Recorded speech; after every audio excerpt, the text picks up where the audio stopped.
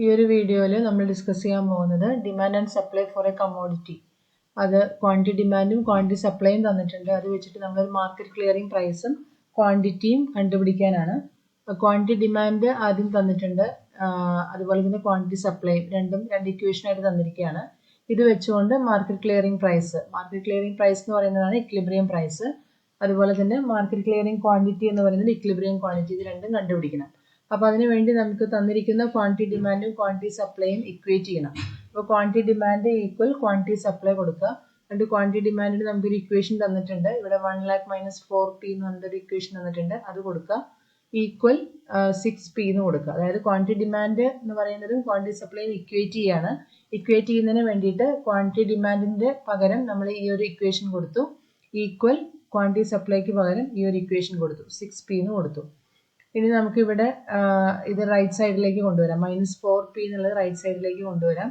അപ്പോൾ 6p ഈ -4p എന്നുള്ളത് അങ്ങോട്ട് പോയപ്പോൾ +4p ആയിട്ട് മാറി. അപ്പോൾ നമുക്കിവിടെ 6p + 4p എന്നുള്ളതിന് 10p ഈക്വൽ ടു ഈ 1 lakh എന്ന് കൊടുത്തു. p അങ്ങനെയാണെങ്കിൽ നമുക്ക് 1 lakh ഡിവൈഡഡ് ബൈ 10 എന്ന് കൊടുത്ത് ഇവിടെ 10,000 എന്നുള്ള ഒരു ആൻസർ കിട്ടി. അപ്പോൾ പ്രൈസ് 10,000 എന്ന് കിട്ടി. ഈ 10,000 ആണ് നമ്മുടെ ഇക്വിലിബ്രിയം പ്രൈസ്. ഓക്കെ, 10,000 എന്ന് പറയുന്നതാണ് ഇക്വിലിബ്രിയം പ്രൈസ്. ഇനി കണ്ടുപിടിക്കാനുള്ളത് ഇക്വിലിബ്രിയം ക്വാണ്ടിറ്റി ആണ്. ഇക്വിലിബ്രിയം ക്വാണ്ടിറ്റി കണ്ടുപിടിക്കാൻ, അല്ലെങ്കിൽ ഇക്വിലിബ്രിയം പ്രൈസിനെ നമുക്ക് മാർക്കറ്റ് ക്ലിയറിംഗ് പ്രൈസ് എന്നും പറയാം. ഇനി ഇക്വിലിബ്രിയം ക്വാണ്ടിറ്റി കണ്ടുപിടിക്കണം. ഇക്വിലിബ്രിയം ക്വാണ്ടിറ്റി കാണാനായിട്ട് നമ്മുടെ ഇക്വേഷനിൽ, ഏതെങ്കിലും ഒരു ഇക്വേഷനിൽ നമുക്കിവിടെ പ്രൈസ് സബ്സ്റ്റിറ്റ്യൂട്ട് ചെയ്താൽ മതി. ഒന്നുകിൽ ക്വാണ്ടിറ്റി ഡിമാൻഡിൽ സബ്സ്റ്റിറ്റ്യൂട്ട് ചെയ്യാം, അല്ലെങ്കിൽ ക്വാണ്ടിറ്റി സപ്ലൈയിൽ സബ്സ്റ്റിറ്റ്യൂട്ട് ചെയ്യാം. ക്വാണ്ടിറ്റി ഡിമാൻഡിൽ സബ്സ്റ്റിറ്റ്യൂട്ട് ചെയ്യുകയാണെങ്കിൽ ഈ 1 lakh minus 4 into ഈ p എന്നുള്ളതിൻ്റെ സ്ഥാനത്ത് ഈ 10,000 കൊടുത്താൽ മതി. അല്ലെങ്കിൽ രണ്ടാമത്തെ ക്വാണ്ടിറ്റി സപ്ലൈയുടെ ഇക്വേഷൻ ആണെങ്കിൽ 6p എന്ന് മാത്രമേ ഉള്ളൂ. അവിടെ 6 into p എന്നുള്ളതിൻ്റെ സ്ഥാനത്ത് ഈ 10,000 കൊടുക്കുക. അപ്പോൾ നമുക്ക് ക്വാണ്ടിറ്റി സപ്ലൈ എന്ന് പറയുന്നത് 60,000 ആൻസർ കിട്ടും. ഇതാണ് നമ്മുടെ മാർക്കറ്റ് ക്ലിയറിംഗ് ക്വാണ്ടിറ്റി അല്ലെങ്കിൽ ഇക്വിലിബ്രിയം ക്വാണ്ടിറ്റി.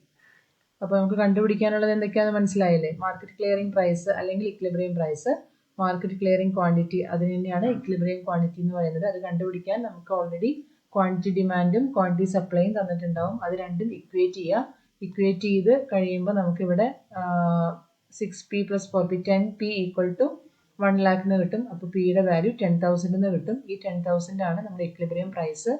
ഇതിന് നമ്മുടെ ഇക്വേഷനിൽ, ഏതെങ്കിലും ഒരു ഇക്വേഷനിൽ നമുക്ക് രണ്ട് ഇക്വേഷനിലും നമ്മൾ കൊടുത്തു കഴിഞ്ഞാൽ ഒരു ആൻസർ തന്നെ കിട്ടും.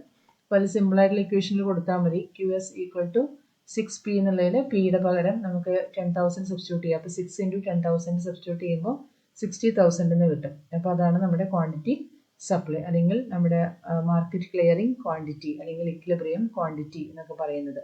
60,000 എന്നുള്ള വാല്യൂ കിട്ടും. അപ്പോൾ അതാണ് നമ്മുടെ ഇക്വിലിബ്രിയം പ്രൈസും ഇക്വിലിബ്രിയം ക്വാണ്ടിറ്റിയും കണ്ടുപിടിക്കാനായിട്ടുള്ള രീതി അതാണ്. അപ്പോൾ അത് എല്ലാവർക്കും മനസ്സിലായെന്ന് വിചാരിക്കുന്നു. Okay, thank you.